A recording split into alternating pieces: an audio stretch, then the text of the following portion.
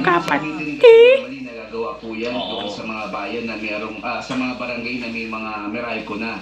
Pero yung mga liblib po kasi ng lugar, yung wala pa po talagang koneksyon ng Meralco, kailangan pa po namin itong tayuan ng poste. So doon po sa mga liblib na yun, talagang kandila o mga lampara lang po ang gamit nila, mga gasera.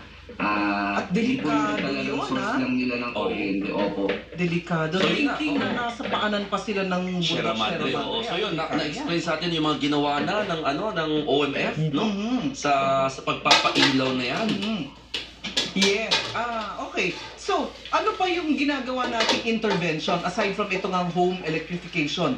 Bukod dun sa, kunwari ito, bukod dito sa LGU nga ng DRT, sino pa ang naging katuwang ninyo? Napakahalaga ng support ng LGU, ha, Mike. Sige nga. Apo, bali sa programa po ng household electrification program po ng One Meralco Foundation, bali bukod po sa ating LGU, syempre andyan din po yung katubang natin ng ating mga Meralco offices, yung ating business center.